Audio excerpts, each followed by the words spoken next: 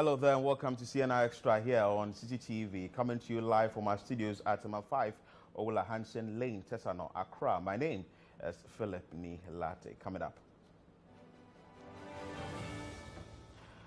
Former campaign manager of the National Democratic Congress, NDC, Professor Joshua Alabi, and some regional chairmen pick nomination form on behalf of former President John Dramani Mahama to contest the flag bearership position of the party.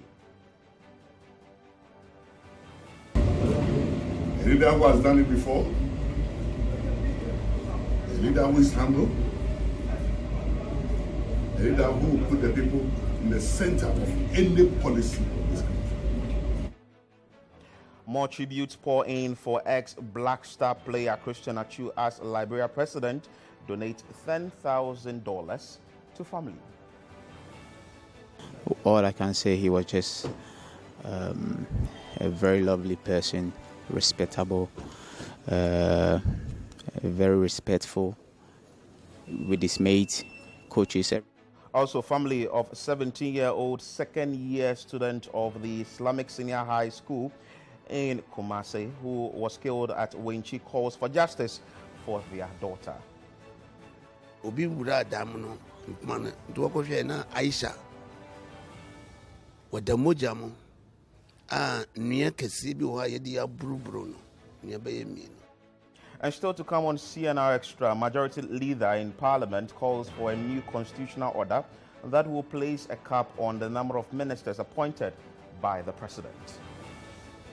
We need a new constitutional order that will prevent the constant increase in the number of seats in Parliament. We need a new constitutional order that will put a cap in the number of ministers of state.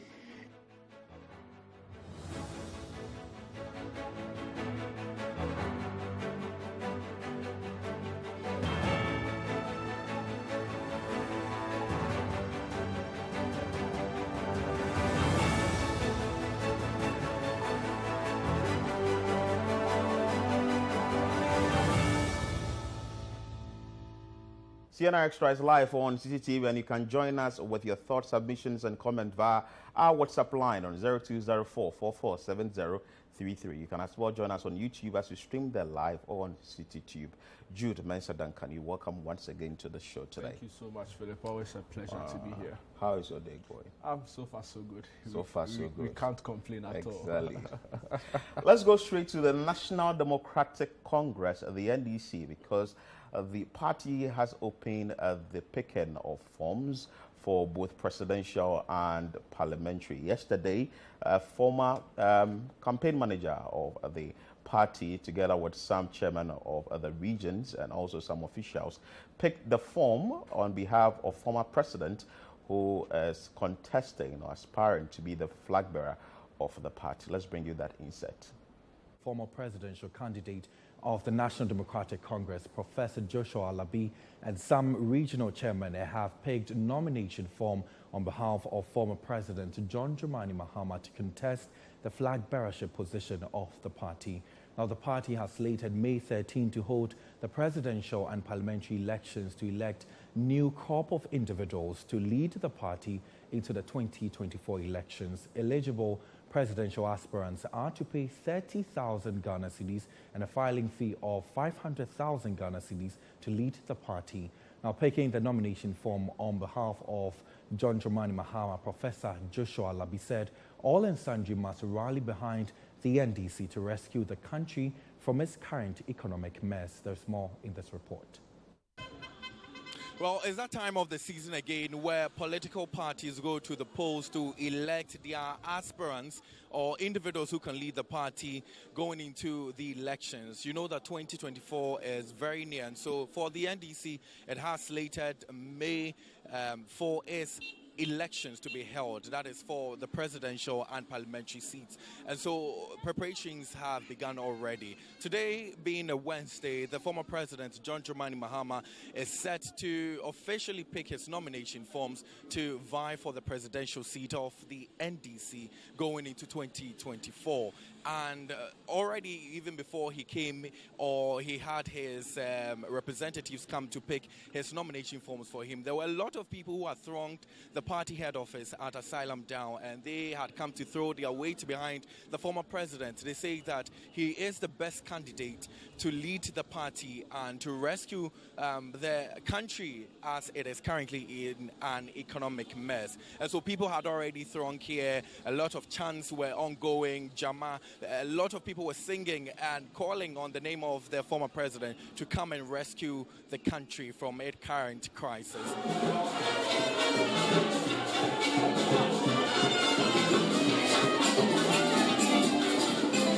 Well, to lead the entourage that came in to pick the nomination forms was Professor Joshua Alabi, who is in good standing at the NDC. And he, with some other members of the NDC, who most of them are regional chairmen of the NDC from the various regions across the country, had also come to throw their weight behind the former president. They had also vowed that they were going to pay for the nomination fees of the former president, which is 30,000 Ghana cedis. I'm yearning for the NDC, not just any leader, but an experienced leader. A leader who has done it before, a leader who is humble, a leader who will put the people in the center of any policy of this country. A leader who is going to assemble a very good team to move us from this problem to prosperity. We in the NDC, we are very lucky to have someone like that. And for us, it's a call to duty. He must come, and he will come. So we are here. Regional chairmen are here. Some chairmen, a lot are here to pick the form on his behalf. Thank you very, very much. Thank you. Ready? You've got your money. I hand you the receipt for your money. Thank you very much. And then the documents that you will fill and bring to us in a month's time in triplicate. Please remember to fill it fully. Remember to fill it accurately. And remember that at the end, when we have looked through, we will vet your candidate. So tell him to prepare for all that. With this, I wish you the very best. Our people are waiting for liberation. The NDC has done it before, and the NDC have left very experienced hands to assist His Excellency John Dramani Mahama to do it again. Somewhere in the 80s, when it was very difficult in this country, it was the experienced hands of people from the NDC who were able to move the country from a very, very challenging moment to prosperity. Again, we have a similar challenge. We have the experienced hands, and they're all available and ready to support His Excellency John Dramani Mahama. I assure the people of this country that under the leadership of His Excellency John Dramani Mahama, within a matter of 2 years, you will see signs of. We have issued a statement since last night. We actually, the statement is 23, but this morning we have added 4. So 27 constituencies out of the 276 constituencies in which elections will take place at both the parliamentary level and the presidential level. For tactical and strategic reasons, we are freezing activities at the parliamentary level in these 27 constituencies for the time being. At the appropriate time, we will urge them to go ahead. Tactical and strategic reasons, you want to tell us what they are? That is exactly what they are, tactical and strategic. And they shall remain tactical and strategic. Reporting for Citi News from the NDC's head office, my name is Kwekwe Diamansa. So the picking of the forms is slated for February 22 to February 24 for both presidential and parliamentary. But we cross over to my colleague, Akosua Ochre, who is stationed at the National Democratic Headquarters at Adabraka, to give us up to speed what is happening there. We understand a former Minister of Finance, that is Dr. Kwabena Dufour, is also picking up the form to contest for the flag bearership position of the National Democratic Congress. Akosua, what is the mood like at the NDC headquarters, and if you can tell us whether the form has been picked on behalf of Dr. Kwabena Dufour or not? Yes, Philip, thank you for having me. So as we speak, the former Finance Minister, Dr. Kwabena Dufour, has picked up his forms, as you rightly said, but he was not able to come here to show his presence and also to pick up the forms personally, but he sent the Ashanti Regional Women's Organizer and also members of the NPP in the Eguso community in the Ashanti region to come here to represent him and also pick up the forms. The mood here is exciting. When it comes to elections, I mean, the excitement that comes with it, you see a lot of people rallying behind the flag bearer or whoever that is wishing to contest the elections. And so he has a lot of people here who came here to support him. They came in buses. I believe that they are coming from different regions across the country. And as we speak, he has presented his check to the election committee and has decided to contest for the 2024 general election. Have you picked up information as to whether the party will be having another person or any other people pick up in their nomination forms today, so far as the presidential or the flag bearership slot is concerned? Yes, so we had the indication that Kojo Bonsu, that's the former mayor of Kumasi, was supposed to pick up his form today, but he did that yesterday, I'm told, by the election committee.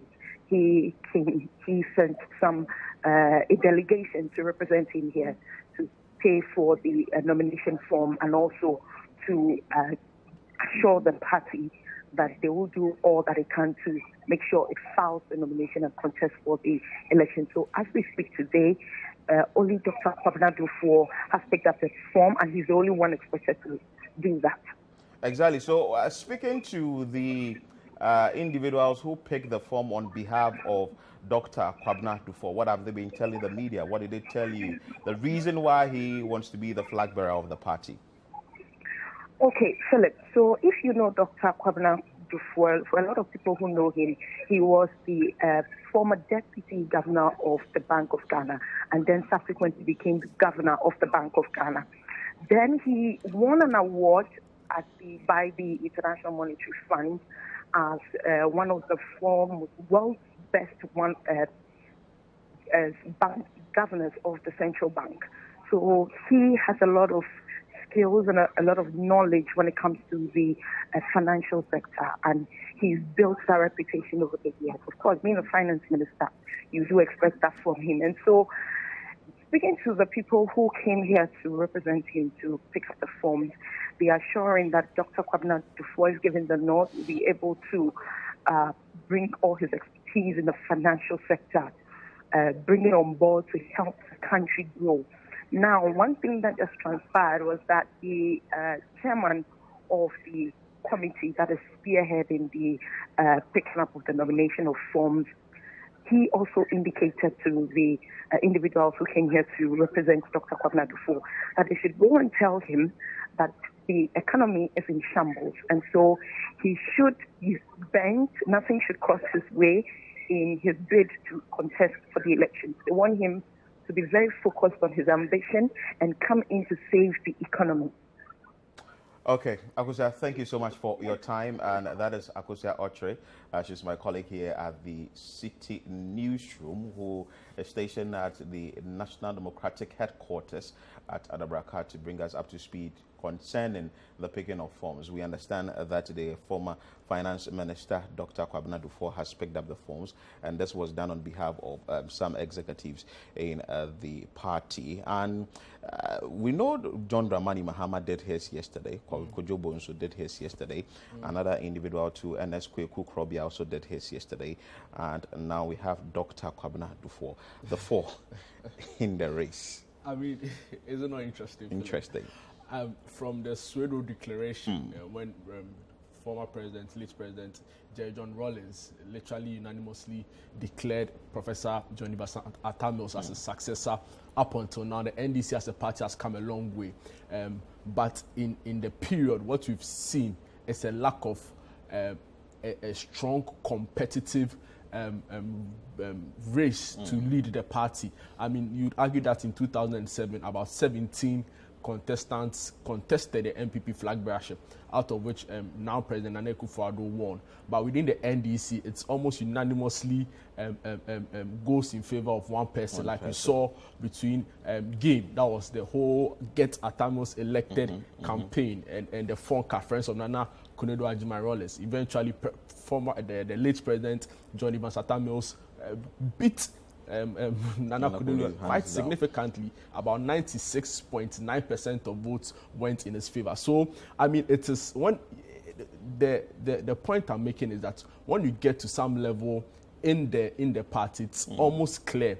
And I'm making reference to former President John Mahama now. I think he's in a clear lead. I don't think any of the candidates and the names that have come up will pose any significant threat to his bid. Some of the people in the party are also saying that he should go unopposed. Yeah, I mean, it's a democratic party, so you expect that the constitution of the constitution will be at the forefront of whatever decision the National Executive Council of the party takes. And I expect that it should go through a competitive democratic process in that whoever wants to lead a party, guaranteed that the person has gone through or meets the eligibility criteria, should be made to contest. So I don't support the view that once he appears the overwhelming favorite, you should just confirm him. But I mean, you should open it up. That's the essence of democracy. Phyllis spoke about it. That is a competitive race, and it's exactly. Everyone who wants to contest in the flag bearership position. Yeah, but that notwithstanding, I don't see any candidate posing any significant threat whatsoever. The last time we saw it happen, Joshua Alabi was one of the people contesting former President Mahama. Now he's his campaign manager, and even he was the one who sort of like stood a chance, if you want to put it that way. Now we've seen him join Mahama as campaign manager for the NDC during the 2020 elections. I mean, I think going into the polls, if you recall the 96% Professor Mills poll, Mahama will probably poll more when the elections. Let's see how it's going to turn out, because in the course of this year, the elections will be done, and who becomes the flag bearer of the party will be known. As always, we keep you updated here on Citi TV as to whatever happens in the quarters of the National Democratic Congress. Let's move away from this story and bring you the tributes that are pouring in for the late Christian Atsu. And also the president of Liberia sent a delegation to Ghana, and they had to pay their tribute to the family, and they made a donation of $10,000. Let's bring you that insight. President of Liberia, George Weah, has donated $10,000 to the family of the late Christian Atsu. This was revealed when President Weah sent a delegation on his behalf to pay respect to the family of the late footballer. Kumasi Asante Kotoko's Chief Executive Officer, Nana Yao Amponsah, ex-Black Stars coach C.K. Akono, and a host of former players led by Stephen Appiah commiserated with the family. Citi Sports' Evans Ofochumanso found this report from Atsu's family house. Sympathizers have been coming here at the family house of Christian Atsu at Odojo to commiserate with the family of the late footballer. Day 3 on Wednesday started with ex-Black Stars head coach C.K. Akono paying a visit to the family. The ex-Kumasi Asante Kotoko and House of Folk head coach shared some time with the family as he signed the book of condolence. Next was the turn for the New Patriotic Party, the NPP. The leadership of the party donated 10,000 Ghana cedi to the family of Christian Atsu. The delegation from the NPP was led by their General Secretary, Justin Kodia, alongside National Organizer Henry Boachi, alias Nana B, and also the National Coordinator of the party, Aziz Haruna Futa, and some officials. They commiserated with the family and promised to offer more support when necessary. On the side of the Black Stars players, former captain for Ghana, Stephen Appiah, led a host of his national teammates to commiserate with the family of Christian Atsu today. He was here alongside Rabiu Mohammed, Jerry Akamenko, Kweju Asamoah, Derek Boateng, and actress Lydia Forsen. Also was his uncle Ni Kweju Appiah and his wife. The former players signed the book of condolence as they spent some time with the family of Atsu. Kweju Asamoah, Jerry Akamenko, and actress Lydia Forsen shared their fondest memory of the late footballer, Atsu. Atsu was an amazing guy, very friendly. We used to play around on and off the pitch. If I have to talk about Atsu, I don't think we will finish today because I got a lot. All I can say, he was just a very lovely person, respectable, very respectful with his mates, coaches, everyone. Even outside, people who doesn't know Atsu knows Atsu, the kind of person he was. So it's just sad to lose someone like that. He was a good friend. He was a good player. He was hardworking, and then he had a good sense of humor in all. And then he didn't only believe in his talent, but he believed in also working hard, and then maintaining his position, and then advancing in his football career. He's a really big loss. Not even only playing, but then even the good things he used to do for people from outside the football world, if I would say. We've lost a great person. We've lost a great person, and I don't see how we're going to get somebody like him. But I know we will learn some of the things that he did, so that we can also follow his steps. Honestly, if I'm being very, very honest, I don't think I even knew Christian as long as other people did. I wish I had more time. I met him. I didn't know him long, but I think anybody who's had an encounter with Christian will tell you that you don't forget. He's one of the most respectful. I think that was the first thing I took away. Respectful and cared about people, A lot of people give to charity. A lot of people talk about helping, but he really cared. It was not just an act. And the more stories I hear, I'm shocked. One player who has had a great relationship with Atsu at the Black Stars level is Mubarak Wakaso. His family were also here at the family house of Christian Atsu to pay their respects to the late player. They donated items to the family and signed the book of condolence. The younger brother of Wakaso, Abdul Gafaru Wakaso, spoke to Citi News on their mission at the family house. Today being Wednesday, on behalf of Mubarak Wakaso, like my senior brother, so he asked us to come here to, show a little support to the family of Atsu. Like everybody knows, he's a very close friend of my brother. So we just took it upon ourselves this afternoon to just come and say, just show a little bit support to the family and then present a little bit, like you saw here, that what we brought. Actually, that's why we are here. In the meantime, the CEO of Kumasi Asante Kotoko, Nanayo Amponsa, in the company of Atsu's manager at Cheetah FC, Abdul Hayate, also paid homage to the family of the late footballer. Nanayo Amponsa signed the book of condolence and spoke about Atsu's demise. I'm sure we are all aware of the devastating news that, as a country, we heard. Prior to hearing the devastating news, we're all praying that it wouldn't be so. But as the saying goes, God knows best. So in times like this, we need to come and mourn with the family to pay tribute to our brother as well, and also get to know the arrangements towards his burial or funeral to see how best we can contribute. So I came here on behalf of my club, Asante Kotoko, to pay our respect to our brother and to mourn with the family. The president of Liberia, Dr. George Weah, sent a delegation on his behalf to commiserate with the family of Christian Achu.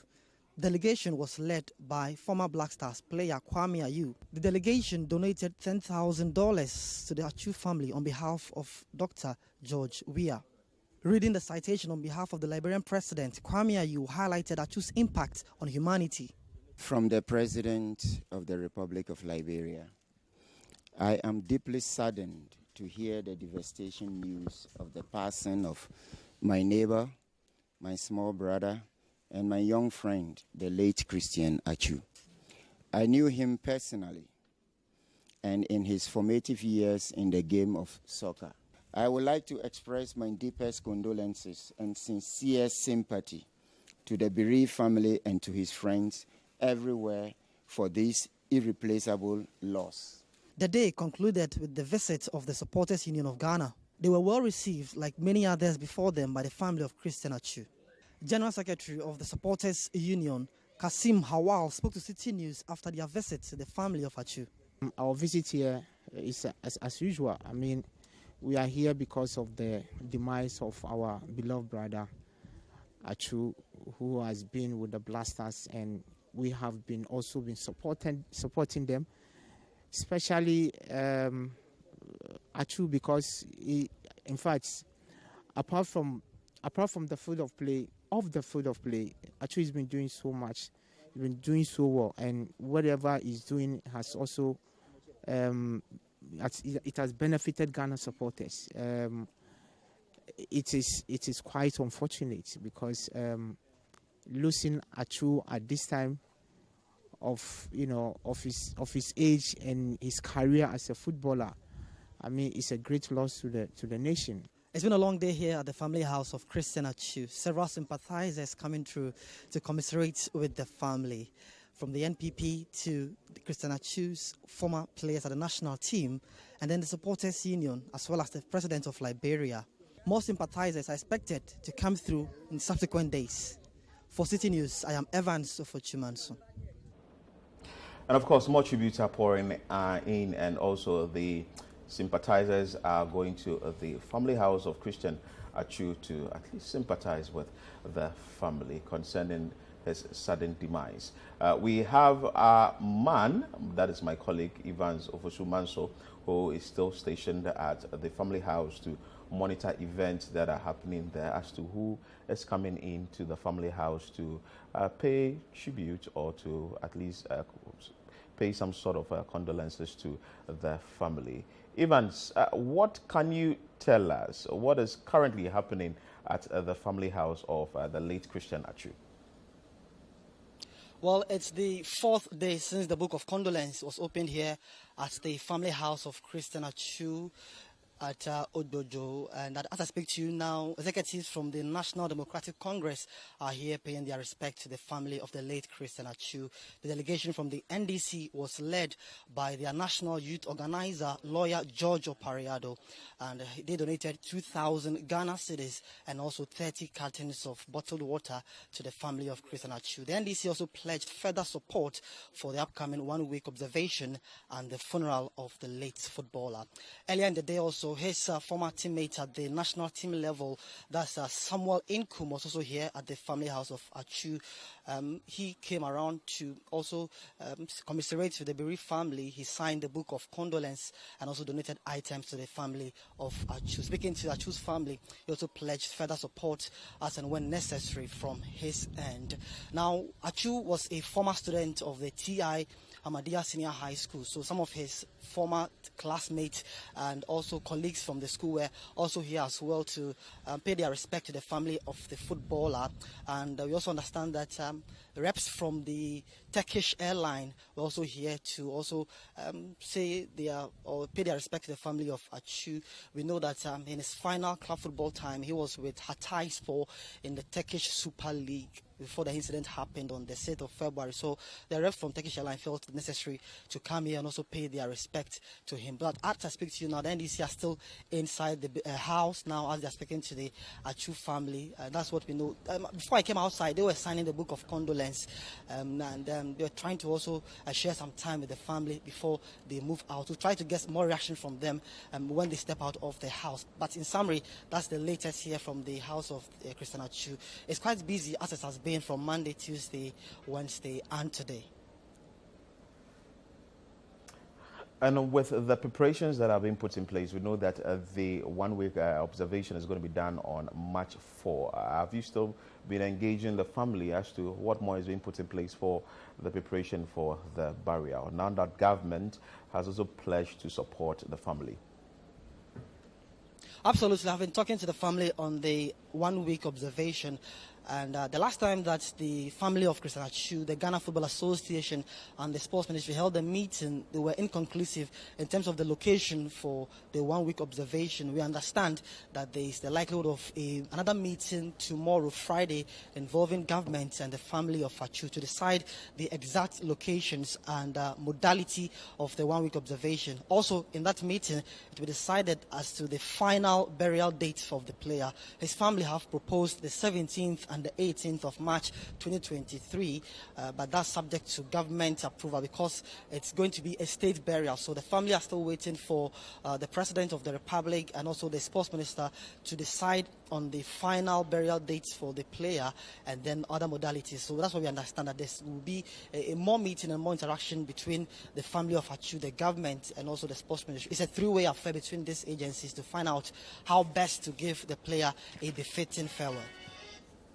Okay, thank you so much, Evans Ofochumanso. He is with the Citi Sports and he's stationed at the family house of the late Christian Atsu to bring us up to speed as concerning the individuals that are trooping in to pay their last respect to Christian Atsu before his final burial. Mind you, the one-week observation was done on 4th March. But Jude, what briefly do you make of these tributes that are pouring in, individuals that are coming briefly? Then rightly so, to be expected. He was a lovely person, but of course, no amount of words, no amount of tears, no amount of money will bring back to life Atsu. But we are grateful that his memory and his selflessness and his philanthropy work continue to live on. I mean, I've said yesterday that at every remembrance of Atsu, we still give thanks to God that such a person lived yet.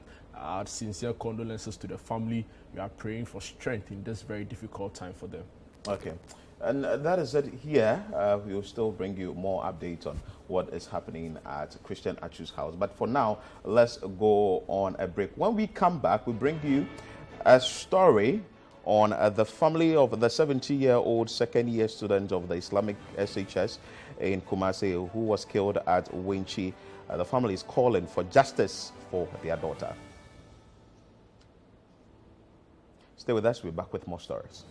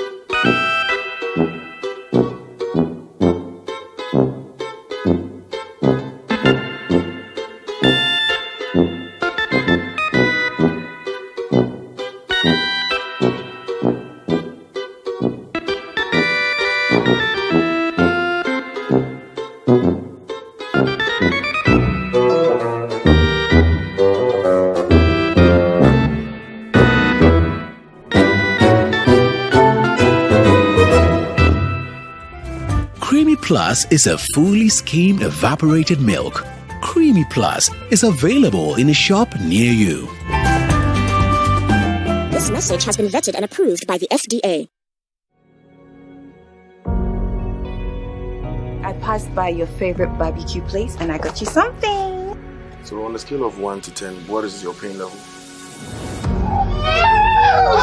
No, focus, Ayana. Push harder. Oh, I'm trying. Oh, but you've got to try harder. I can't. What I think is happening here is the usual bureaucratic Nonsense. They forced their way into the patient's room. What? And they held the treatment. No. His head, sir. And you're not going to stop until you destroy everything that is good and decent about this hospital. I'm just lost for words. Thank you for rescuing me from that accident.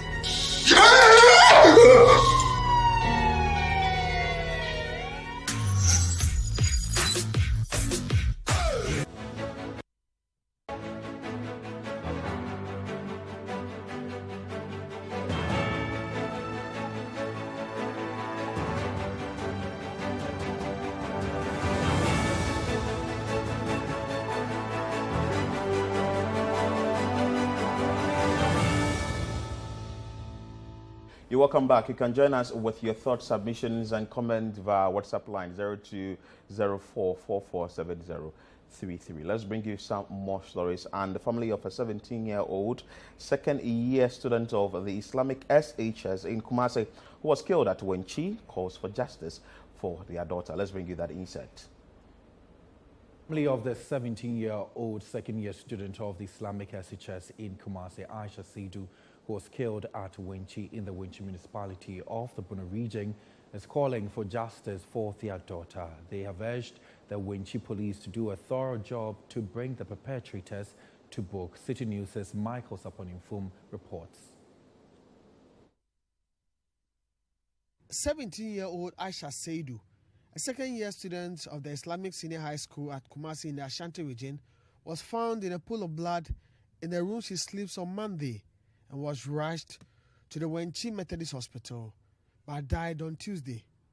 During a visit to the family house of the deceased at Wenchi Zongo, pain, anguish could be seen written on the faces of the sympathizers who have come from far and near to sympathize with the family.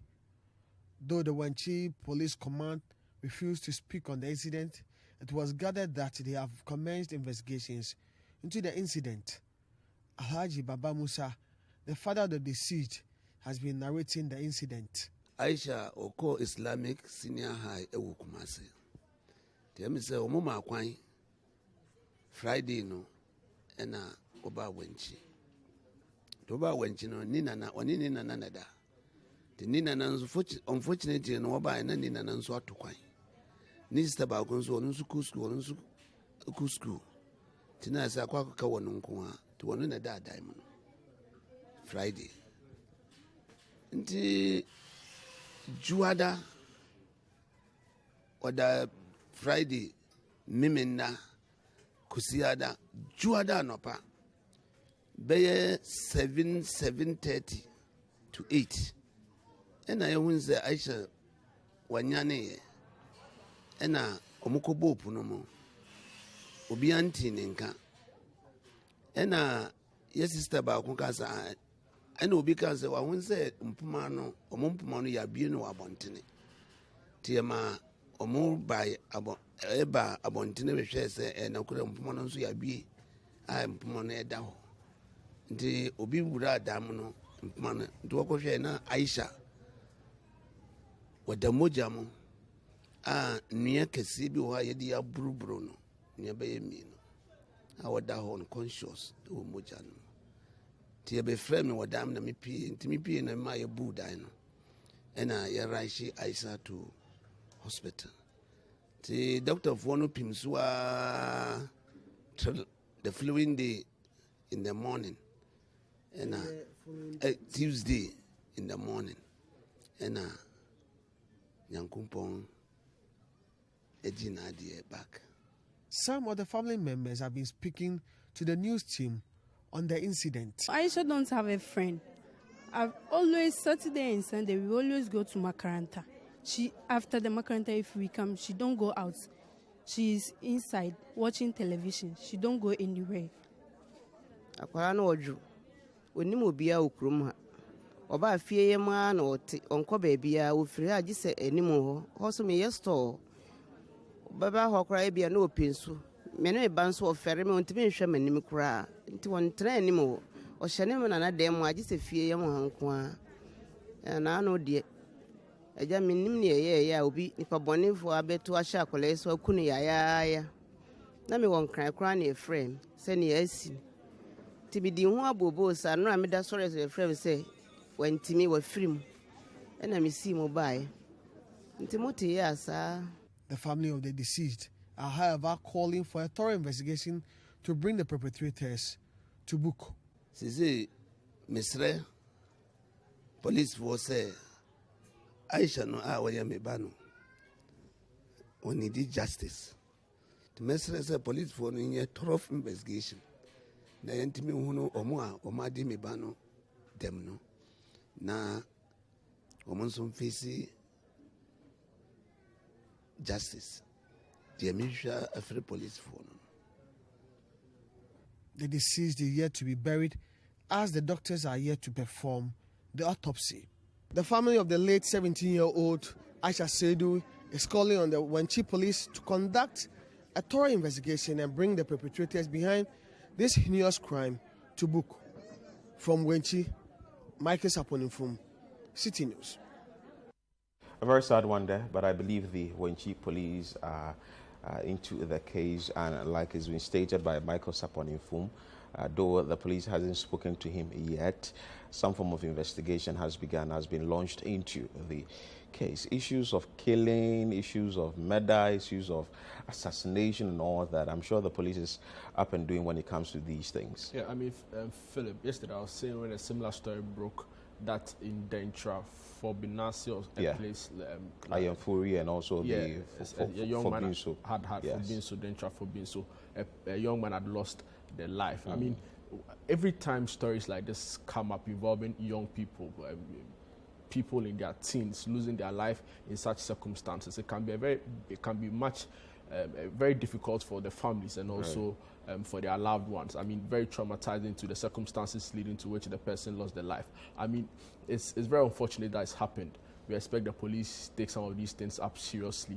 I mean, when it happens and there's no proper closure, in that they don't hear from the police again, that is when a lot of bitterness and So I think the family should be involved in this process, because if the family is aware of what the police is doing, I'm not sure the family will be asking that justice should be served, because if they are aware, then they know that the police is up and doing when it comes to this particular issue. I mean, if you listen to the story carefully, listen to the narration from the parents, you get the impression that they suspect some underhand dealings here and there. I'm not sure they want to come to the media and say some of these things. So we expect the police to do their job thoroughly. Wenchi is a place where if they want to find a person, I've always maintained that Ghana police, unless they're not interested, but if they want to, they'll find a way. So they shouldn't treat this like another random case. I mean, the young lady meant a lot to the family. They should take it up seriously. We should reach a reasonable conclusion. Justice should be served. And I believe that's the only way the family can find some respite and comfort going forward. So may the soul of Aisha Saidu rest in perfect peace. Let's bring you another important story, because the majority in Parliament, that is the majority leader, Seche Mensah Bonsu, is calling for a new constitutional order that will put a cap on the appointment of ministers. Let's bring you that insert. The majority leader there, Seche Mensah Bonsu, is calling for a new constitutional order that would place a cap on the number of ministers appointed by the president. This follows intensified calls by the minority in Parliament on President Akufo-Addo to downsize government in the wake of the economic challenges. Speaking at the launch of the 30 years of parliamentary democracy, Seche Mensah Bonsu outlined a series of benefits to be achieved with the consideration of a constitutional reform. There's more in this report. Parliament on Wednesday launched its 30-year celebrations of parliamentary democracy, and in his address, the majority leader, Seche Mensah Bonsu, called for a constitutional reform that would put a cap on the number of ministers appointed by the president. We need a constitutional order that will mitigate the winner-takes-all and prevent the do-or-die combat associated with our elections. We need a new constitutional order that will prevent the constant increase in the number of seats in Parliament. We need a new constitutional order that will put a cap in the number of ministers of state. A new order that will ensure that the Speaker of Parliament is a serving member of Parliament and that the Parliament of Ghana does not remain as one of only 9 parliaments in the world whose speakers are not members of Parliament. The Speaker, ladies and gentlemen, will play ostriches if we claim that the justifications, real or imaginary, for which military juntas intervene in the governance of this country have been totally eradicated. Neither can we also claim that our aspirations, as enshrined in the 1992 Constitution, have been achieved in their entirety. However, we have major achievements to show. The minority leader, Dr. Kessie Alatoforsen, on his part, also urged members to reflect on the tenets of the military takeovers that took place within the first 3 republics of the country. Mr. Speaker, as we celebrate Ghana's 30 years of stable parliamentary democracy, it is important to reflect on some of the issues that has resulted in the death of the first 3 republics. First, it has been suggested by the people behind the 1966 overthrow of the Nkrumah government that Nkrumah's government was abusive and corrupt, and that he failed to adhere to democratic principles. I do not intend to refute or assent to these allegations. I only seek to remind myself and all other politicians that any party in power should endeavor not to engage in an act that will suggest that to our people that we are abusive, corrupt, and undemocratic. Mr. Speaker, permit me to briefly comment on the issues that suggested to have provoked the overthrow of Prime Minister Buzia's government, the Progress Party, in 1972. Buzia's government is said to have inherited $580 million in debt, representing 25% of our GDP in 1969.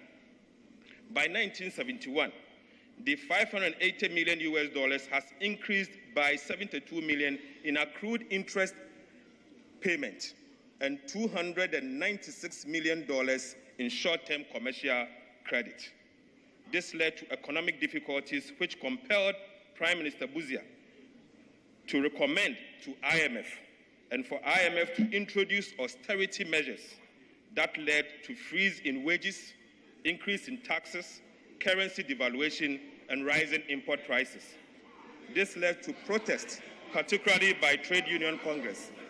Mr. Speaker, the army moved to occupy the TUC headquarters and block the roads. Mr. Speaker, the rest is history. But the Speaker of Parliament, Alban Bagbin, believes that without the needed human resources, the constitutional reforms would not yield the positive results. We must focus on strengthening our democratic institutions, and we must focus on getting the right human resource to lead the country. You can keep on changing your constitutions. You can take whatever concept of governance you want. But if you don't get the right human resource correct, you can never develop your society. I believe in this state, if they send us to Singapore, Singapore will become undeveloped. So the main focus of development is the human resource. But by this time, we should have consolidated and now moving towards entrenching democracy in Ghana. But with all these changeovers, takeovers, and the rest, we are still struggling to consolidate democracy. And so that when you send somebody to go and buy something for you, and the person comes back and you ask for the balance or change, the person gets angry. That is undemocratic. Reporting from Parliament, my name is Ni Ayukwe Okain for Citi News. The majority leader, Seche Mansabonso, indicated that the new constitutional order is needed so that it will place a cap on the number of ministers that have been appointed by the president. Isn't this what has been the call for a very long time regarding looking at the size of government, individuals that are being given ministerial positions and all that? Isn't that what the call has been about? Ballooning the government, the country's coffers and all that. Isn't that what the call has been? A pretty interesting call from Honorable Seche Mensah-Bonsu. So, I mean, yesterday I listened to him live, and I mean, certain people have raised concerns that he should walk the talk by starting with himself. People feel that his position as majority leader and also Minister for Parliamentary Affairs is one of the first steps he can take by portraying that he indeed means what he's been going about this whole period. I mean, it's a valid call, no two ways about that. There's a need to reduce government size.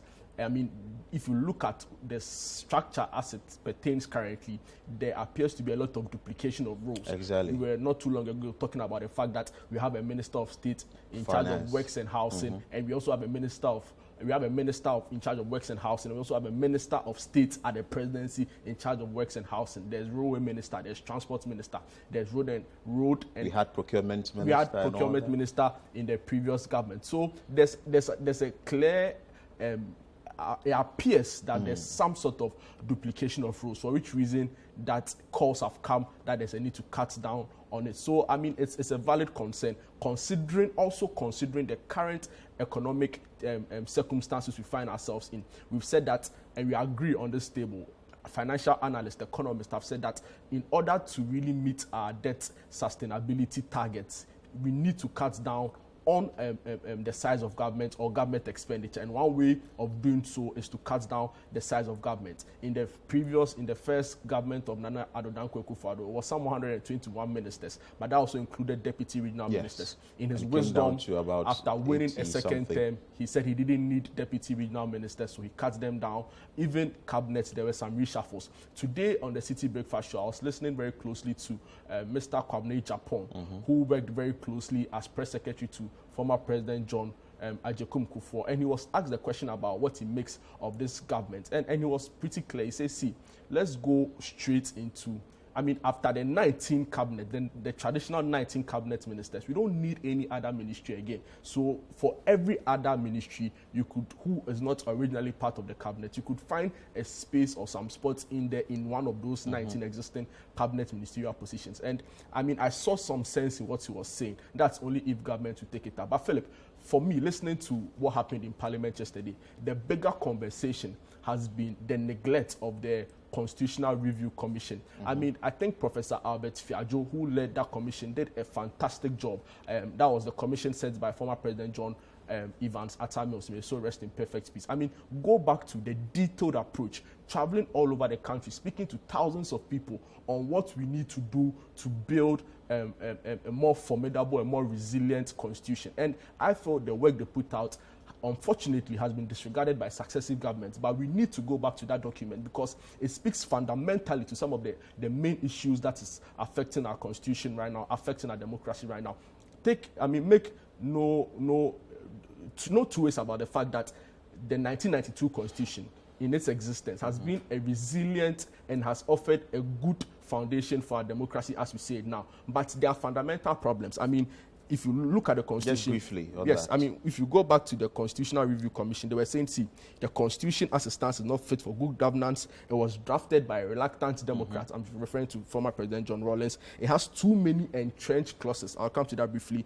Gives too much power to the executive, and you know what you're talking about. The President appoints over thousands of people, and some of his appointments doesn't make sense. We've raised questions as to why the President should appoint a PRO at Ghana Gas. All of these things are issues that came up. And it has created a wasteful political system of patronage, and it's more political than development. Now, my issue here is that with regards to some of the entrenched clauses that we've been talking about, if we go back to the work of the Constitutional Review Commission, it talks about it. Maybe with time we'll get more time to delve into it. But because briefly, like I'm saying, we need to go back to that document. I mean, it was detailed, and it professed some solutions to the problems we find ourselves in. Well, that's where we find ourselves, and also the constitutional review as is needed. That is what some stakeholders have called for, and now the majority leader is asking that there should be a constitutional order that will place a cap on the appointment of ministers. You are still watching CNR Extra here on Citi TV, still to come.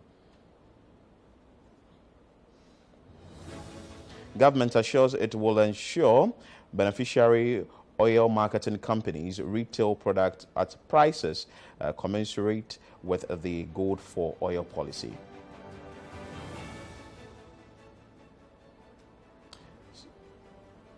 Stay with us. We're back with more.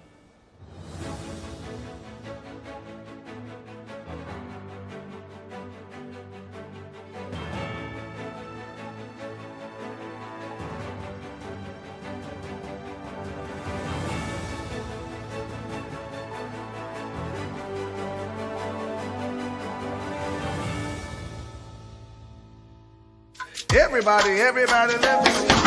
The Assemblies of God Ghana is about to take a turn like never before. Join us at the Grand Arena, Accra International Conference Center on the 25th of February for the induction service of the newly elected General Superintendent, our very own Reverend Dr. Stephen Yenesom Wingam, and the outdooring of the newly elected Executive Presbytery Officers, Reverend Tito J, Reverend Dr. Enes Brikran, and Reverend Dr. Simon Abubaba. There is about to be a shift, growth, and transformation as they plan to reach, rebuild, restore, reform, reposition, and rebrand the Assemblies of God Ghana. Proverbs chapter 11 verse 14. Where no counsel is, the people fall, but there is safety in the multitude of counselors. Come, let us welcome and celebrate our new Assemblies of God leaders. God bless you.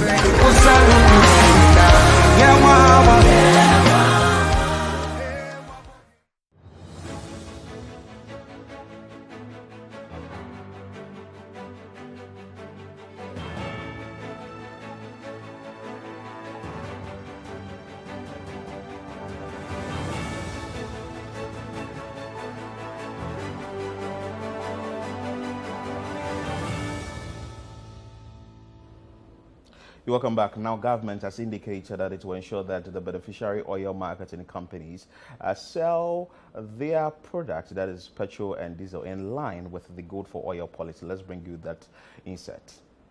Government has indicated that it will ensure beneficiary oil marketing companies retail products at prices commensurate with the Good for Oil policy. This comes as another consignment of fuel under the program is reported to have arrived as government works to address the high cost of fuel in the country. This report by Michael Obodu has more. The Chief Executive Officer of the National Petroleum Authority, Dr. Mustafa Abdul Hamid, who was speaking during a presser on the country's petroleum downstream sector organized by the Information Ministry, confirmed the arrival of a third consignment of fuel under the Good for Oil policy. This forms part of the 155,000 metric tons of fuel expected by the end of the month. The NPA boss, however, added that his outfits will ensure that oil marketing companies who receive products sell in line with the policy. We introduced this Gold for Oil thing, which we have been doing. So far, 3 cargoes of Gold for Oil petroleum consignments have arrived in the country. The first one was for 40,000 metric tons of, I'll use the ordinary language, of diesel. And then in the last week, we have had 35,000 metric tons of petrol. And then also another 40,000 metric tons of diesel that have come especially under the Gold for Oil program. Our goal is that ultimately the Gold for Oil program should account for 50% of petroleum product imports into our country. And then the rest of the 50% would be done through the normal channels by the BDCs and so on and so forth. But where NPA comes in as a regulator is that we are going to ensure that if you are supplied fuel or petroleum products under Gold for Oil, that it truly reflects the prices at the pump. Because ultimately that is the aim of government in So that is very important, and is the hope of every Ghanaian currently as the prices of fuel and that is petrol and diesel is escalating. At least this policy will help cushion individuals who buy fuel every now and then. And the drivers also know that at least then they have to also reduce the transportation fares and all that. So I think it's a step in the right direction if government ensures that the beneficiary OMCs conform with whatever the policy comes with. Yeah, I mean, my only challenge is that government shouldn't try and create the impression that it was an out-of-the-box kind of thinking that went into this. It's only because of the challenges we find ourselves in. So in the process of trying to bring some relief to the users of petroleum products in the country, consumers of petroleum products in the country, I feel like in such a deal like this, government should be a little more transparent, a little more open. They should come clean so they have the total buy-in of Ghanaians. I mean, in the first time, the whole issue about using cash to buy the gold, using to buy the oil, all of those things are not necessary. And I expect that subsequently government will be a little more transparent. For now, as the explanation is needed, we also want the price of the fuel to go. Exactly. That's the most important thing. Anyway, that's how we end today's edition of CNR Extra here on CCTV. My name is Philip Neilati. I did this with Jude Mensah Duncan. Many thanks for your time and keep watching CCTV.